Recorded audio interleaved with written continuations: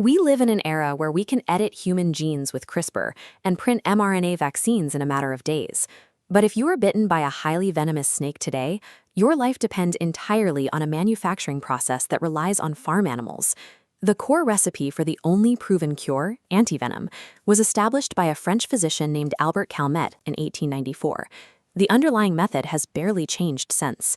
Conservative estimates suggest that snakebites cause at least 81,000 deaths worldwide every year, with some figures climbing as high as 137,000. But the fatalities are only the surface of the crisis. For every death, roughly 3 more people, about 400,000 annually, suffer permanent, life-altering disabilities. This burden is carried almost entirely by the global south. South Asia bears the heaviest load. India alone accounts for more than half the global total, losing an estimated 58,000 people to envenomation every year. Snakebite is one of the most devastating medical emergencies on Earth, yet the system designed to treat it is failing at every level. The financial reality of this drug is a study in extremes.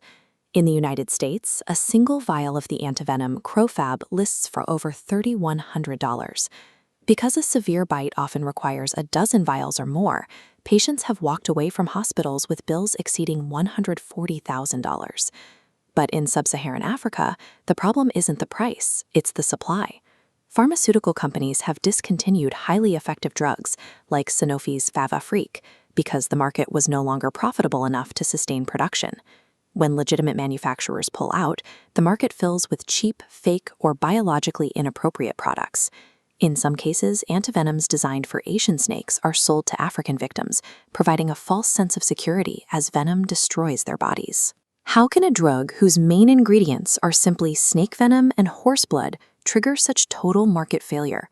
To understand the scarcity and the ruinous price tag, we have to look at the unscalable 19th century manufacturing bottleneck still used to make it. Antivenom cannot be fully synthesized. It requires the raw biological poison. Technicians must manually restrain deadly snakes and coax them to bite through a membrane to milk the venom, 1 drop at a time. The yields are minuscule. For smaller vipers, it can take over 125 snakes to produce a single gram of freeze-dried venom. That scarcity turns the powder into liquid gold, with prices running into the thousands of dollars per gram. This venom is then microdosed into farm animals, almost always horses, which act as living antibody factories. Horses are the industry standard because of their massive 40 to 50 liter blood volume. Instead, they mount a strong, sustained immune response to the venom and can serve for years across many immunization cycles. But an immune system cannot be rushed. It takes between 2 and 8 months of escalating injections to build a high enough concentration of antibodies to harvest. The global supply of this life-saving medicine hinges entirely on turning a living animal into a slow-moving biological refinery. Once the horse's antibody levels peak, technicians draw liters of blood from the jugular vein.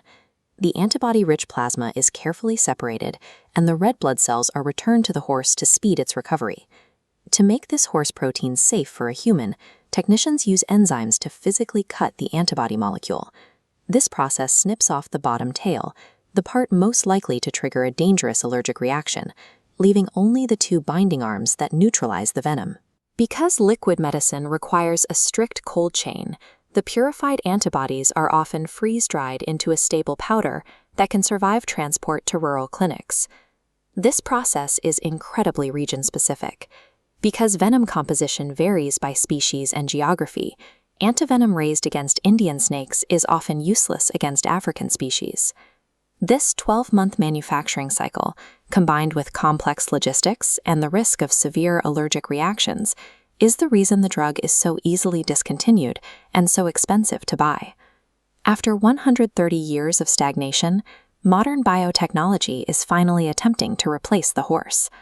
One major breakthrough involves broadly neutralizing human antibodies.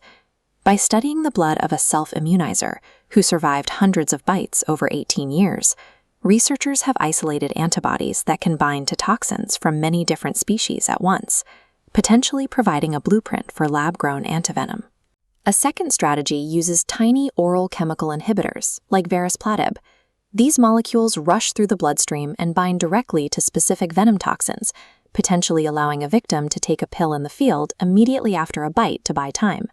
However, these modern solutions are currently limited to certain types of venom, such as those from cobras and mambas. They do not yet cover the tissue-destroying venoms of vipers, and they remain years away from large-scale clinical use. While the biotech future is promising, it isn't here yet.